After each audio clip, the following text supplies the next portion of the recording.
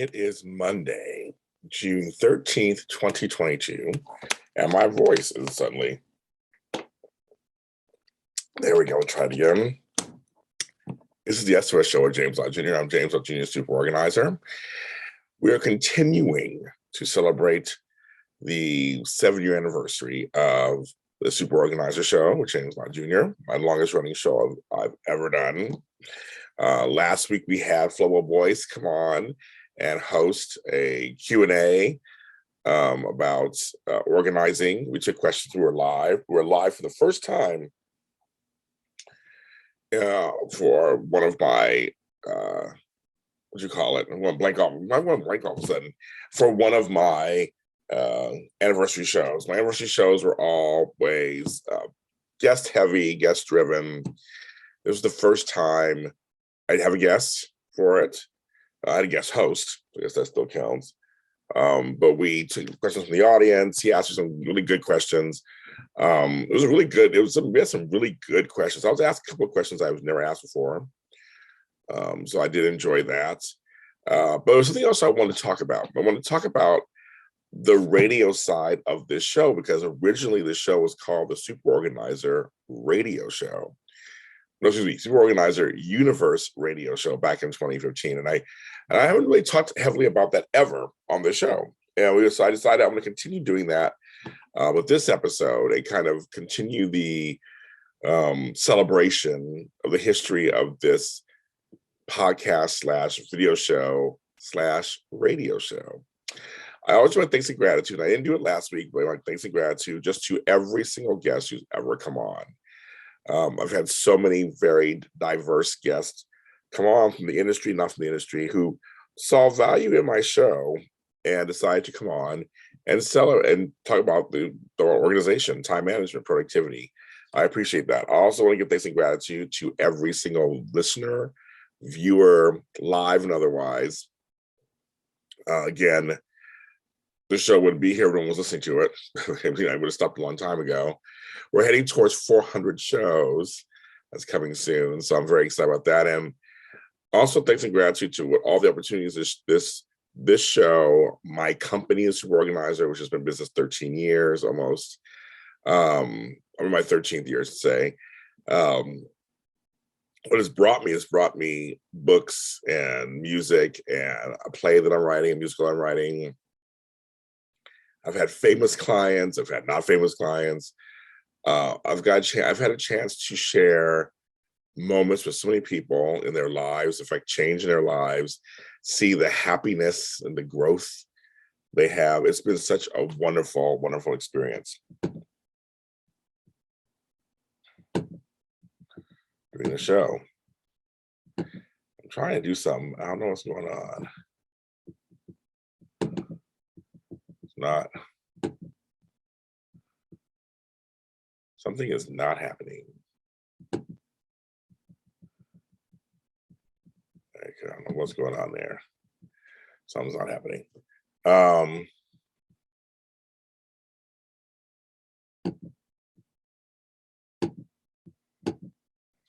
What's going on? Well, I have another computer over here. I'm trying to set up, and I don't know what's going on over there. And I really have had a varied. Look at some of the organizing books I've had over the years, and I think I'm gonna do that next week. I'm gonna show you some of the show you all the organizing books and people I've had on the show, as we continue to celebrate this occasion. So I've had I think I'm gonna pull out the book that started it all, and then go from there. Okay, I'm gonna note to myself. So as we continue to celebrate this show, I do have guests coming up again soon, so we're doing that again and more tips and things. And I'm right in the middle right now of my recalibration period. I am working on just redoing things in my life, and which include my business. I'm dropping some stuff. I'm adding some stuff. It's actually a very exciting time for me. I just turned 53.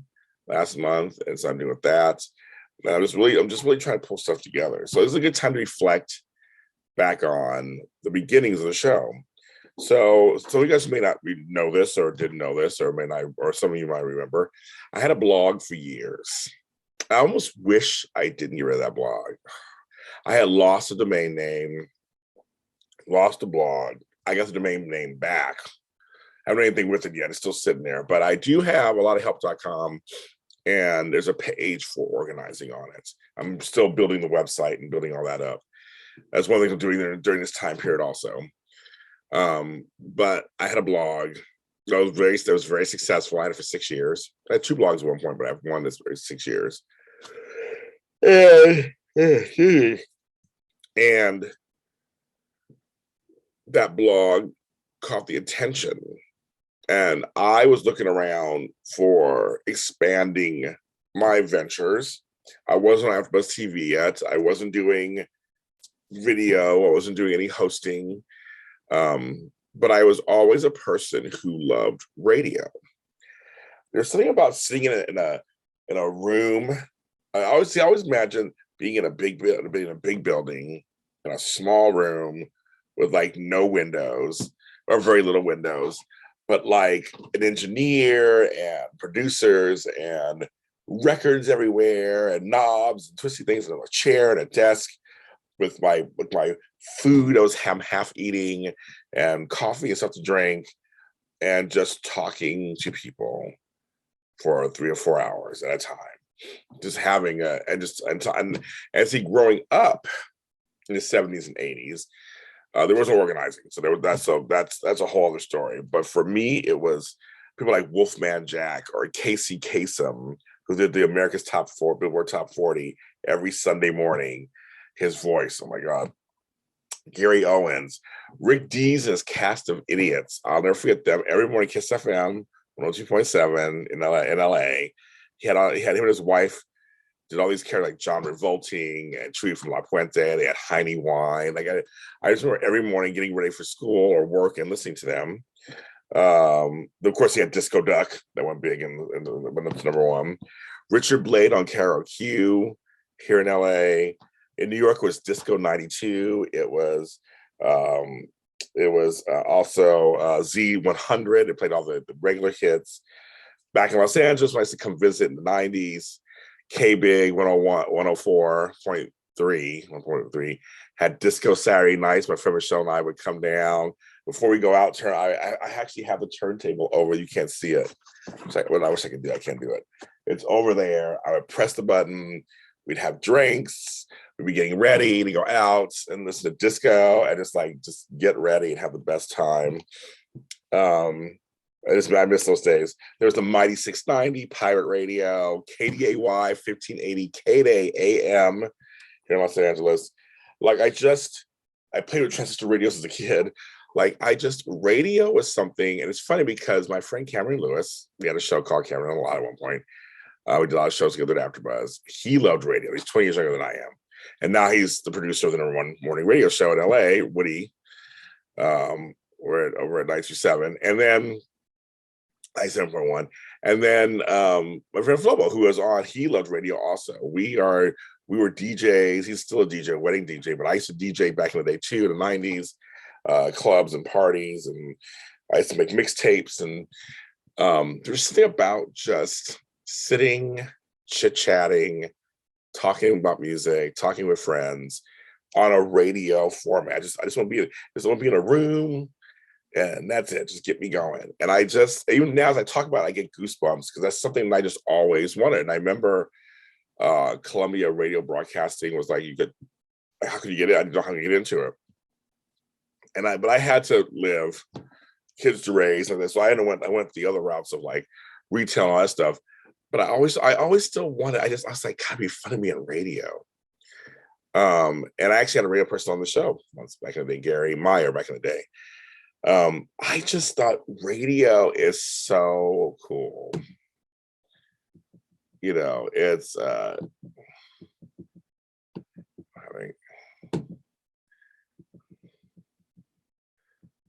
I'm sorry, I'm sitting here trying to figure out what's going on. Something really weird. Radio was such a thing for me. And growing up, radio kept me, kept it together for me when, when it was bad weather or in the mornings or late night at night. I used to listen to talk radio. It's just more than television. Radio was something that I was really into. And I just,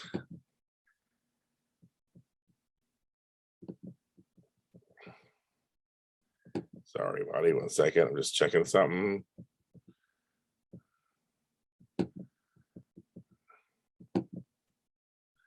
I click that. Okay. Got something going on there. I just figured it out. Oops, I need you to hear that. I can't do anything about that. I'll do something. I just really, really, really, really want to be on the radio. Want to do voiceover work, which I get to do later also. But those are more than TV. So, I like TV and I started on that. So, cut to 2014. So almost like 8 years ago. I met somebody who said, okay, we like your blog. Can you make that into into a series? Now I found Adrenaline Radio online. It wasn't online. Actually, it wasn't online. It was in the paper. Imagine that. I wish I had that somewhere. I have it somewhere. It was in the paper. That's what it was. I found them in the paper. Contacted them on a whim. I want to say, was it Craigslist? Or was it I found them somewhere in the back of somewhere. And I remember, I said, now it's too long, I can't remember what it is. And I remember answering it. They called me in. Brian Leone was the person who found me and sat me down. This young kid, he was like 23. He was like young, tall, big guy. And we hit it off. We first met. He was a little awkward. I was a little nervous. But we hit it off out in Whittier, California, which is not near me, but not far from me either. I remember I took an Uber out there. And I think if the radio station was closer, I probably would have stayed on radio more. I would have stayed on there. I had to pay for it. Generally, I had to pay to be on there. I had to pay per episode. And it wasn't that expensive. Not at all. It wasn't expensive. But I think I was too far out. It was funny because I would go there. I remember we had to pick a day. Originally, it was Fridays. Then later went to Monday. So it was Fridays. My original date was June 5th, 2015. I later rebanded, came back February 5th, 2016. So I had like 2 anniversary dates, kind of weird. But I remember we met. So I'm not ready yet. I got to pull together. I got to put together a show. Like I just was like, this is what I'm going to do. And I really didn't know what I was going to do. But I had to put together a show. And meanwhile, I did join AfterBuzz TV. And I was reoccurring on the Days of Our Lives after show, which was not even Edition Days yet, which it is now. And I remember being there for months and talking to Sam Roberts, who is a podcaster, radio person. He said, just make your place your home. Don't find the audio. So very kind to me. I told that story, but it was funny, but I was so excited. Even though I was at AfterBuzz TV and I was doing TV and podcasting, which was new to me, the radio thing was mine. Because AfterBuzz, I was AfterBuzz. This is my thing. And I remember coming in my first day and I had a whole bag of props. I'm a props guy. And I had my Darth Vader, who always came, which I don't know why he's over there. I should bring him back when the show comes on. I should bring him back. But I had Darth Vader and a couple of Darth Vaders. I had a group of Darth Vaders. I have a bunch over here. I should do that. I got all these Darth Vaders. And then I was like, okay. And then I just went ahead and started the show. And I remember my friend, he goes, okay. He was my engineer. He was across from me in a booth. I could see him. And he would count me in. And there was also a clock over here. I'd watch the clock, count down, and I had a clock in front of me, a regular clock. And so I had to watch the time create segments. And station of identification, you have to always say what is Adrenaline Radio, what you got to say it so many times. And I remember that first 15 minutes, and he came in the room and goes, James, of everybody who's ever done this is you. That was the best first debut episode, 15 minutes I've ever been with. And he goes, obviously your training at AfterBuzz TV must have helped you. And so who knew that my TV training was going to help me with my radio training, which the radio is what I want to be on for the first place. So that first episode, everybody was listening to me. Everybody was listening to me live. My mother was listening to me. Everybody was listening to me live. It was such an exciting experience. And then I remember telling him, I said, can you give me every episode afterwards? And he said, yeah, you get a file. So I bring my little data stick in, I hand it to him, give me a file. Well, first he was sending them to me. It took too long. Then a few episodes, I said, let's give you a data stick. He gives me right there. And he goes, that's perfect. So I started posting them on Spreaker.com. First I wasn't posting them. If I remember correctly, I just wasn't posting. I had them. And they were on their website. So people could go there and check them out. And then Cameron Lewis on his podcast, because I was doing Cameron a lot with him. He came on shows. I gave him my podcast. He designed a slate for me, which is a logo. And for a year or so, for about 100 some episodes, I uploaded everything to him. They're on his page. Well, then we split, and I decided I made a decision I'm going to keep going. And so then I decided to open up a Spreaker account, and I said, I'm going to do it myself. I learned from Cameron how to get myself out there. And so I still try to give it a real, in the early years, even after I try to still give it a radio feel, where I would do segments, and different guests come on. And it was like a live feel. It was like I have people. I said, okay, you come on this time, you come on this time, you come on. I haven't done that in a long time. Right? Because people just come in. I should do that again. So I'm like, I should do that again too. Do an episode that's an old format. Multiple guests. I've done a long time. I should try that. It's been a long time since I've done that. I think I'm gonna try that too. So we can like these ideas. That's what I love about doing. That's why I love this. I love talking to you because it gets me excited and everything. So I said, okay. So I said, okay, I'm going to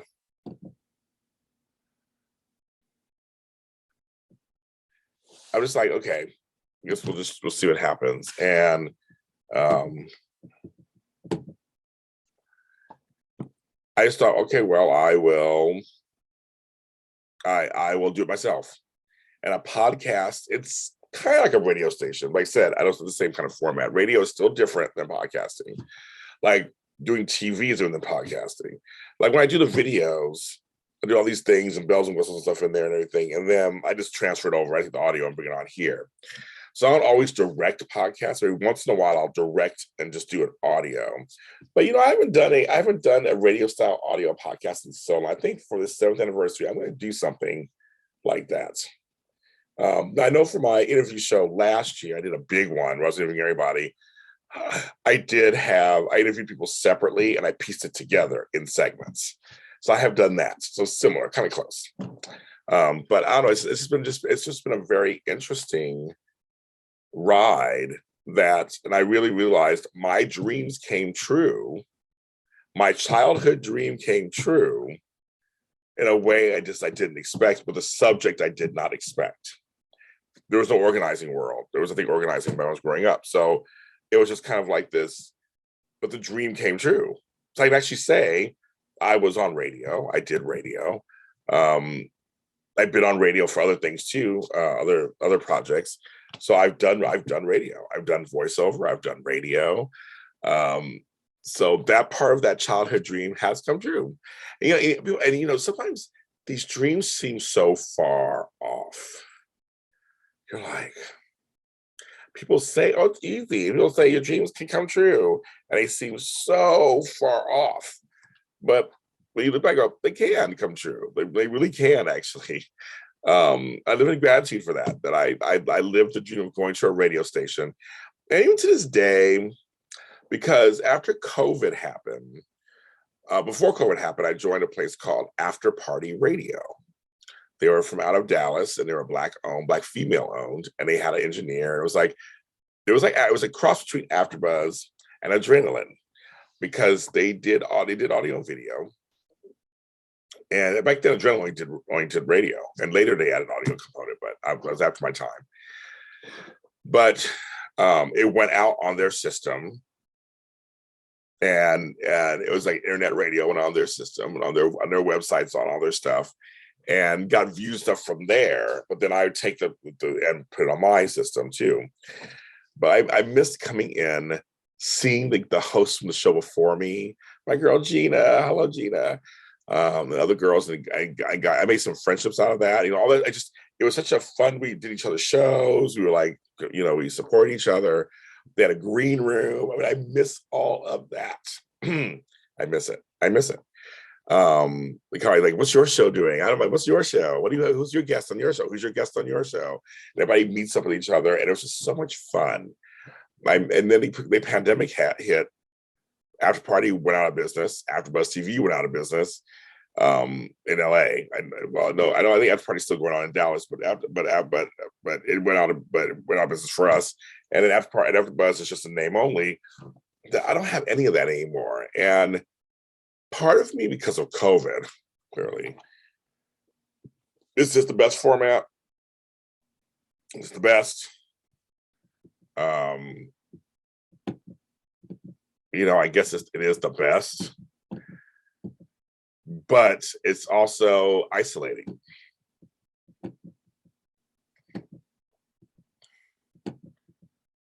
It's isolating, and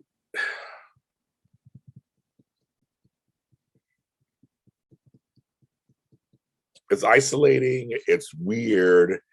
But yet, in some ways, it's even better because no one's around me. I can't get sick from anybody. I'm still in a room.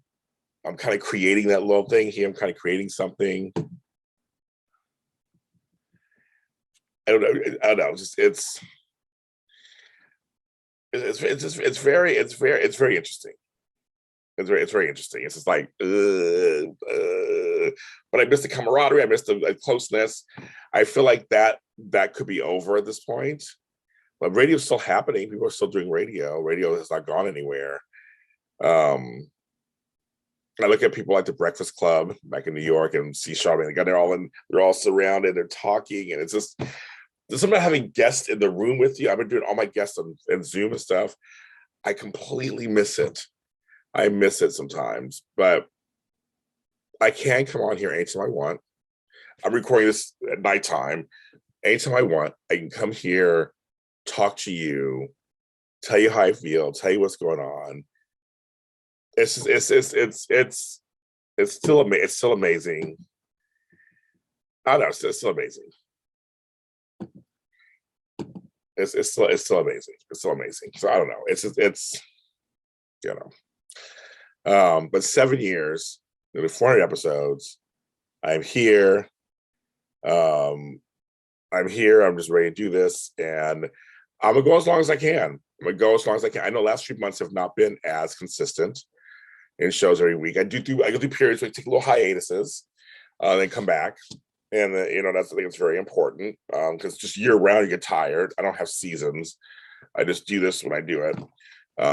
But I know there's an audience. It's a huge hit for me on my show, on my network. I have over 35 shows, 40 shows now, and it's a huge one for my network. And I want to respect the audience and thank you. I do some live ones. You guys have enjoyed my junk drawer organizing, and I have so many big plans happening. These whiteboards back here are full of plans I have for the Super Organizer Universe Empire. Part of it has been deferred because of COVID. I used to be at work with Michaels. I'm trying to see if I can get a way back in there because that was the thing I love doing, teaching classes. But that has been delayed and because of COVID. So I'm trying to see how the world is unfolding. It's been very strange. At the same time, trying to do this. So I don't. don't know how it's going to fall, but as long as I got a microphone, as long as I got something to record, I guess there will always be audio versions of the show. Luckily, I can do video too, but there'll be both. And yeah.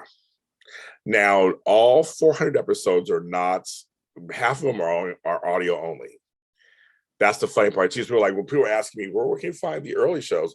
They're all audio. So there are, not all of them are on Spreaker. Some are, not all of them are. And so I have them all. I have copies of every show I've ever done. I'm trying to figure out where I want to put them, the earlier shows, because there's some good ones in there. And so I'm working that out too.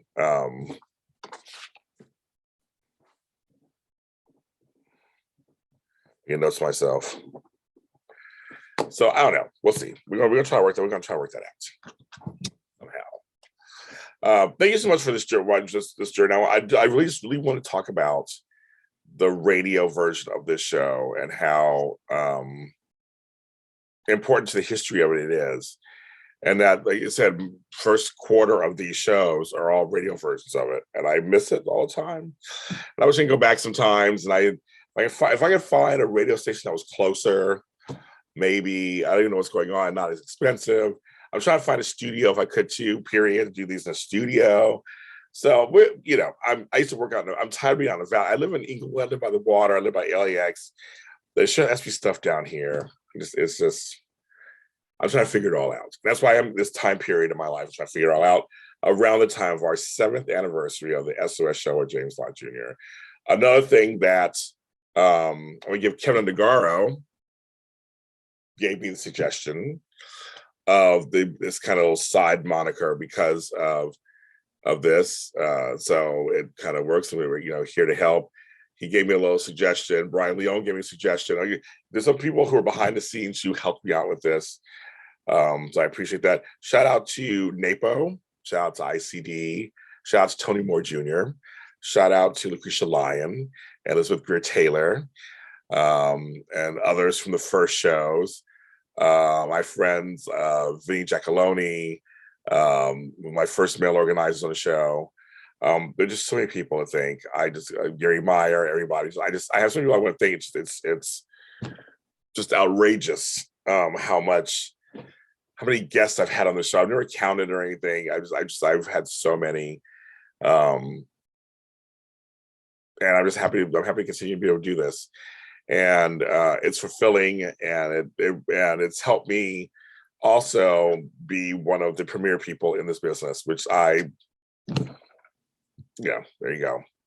I love you guys. Thank you so much. And I will see you next time in the SOS Show with James Lott Jr. Follow us on any social media platform.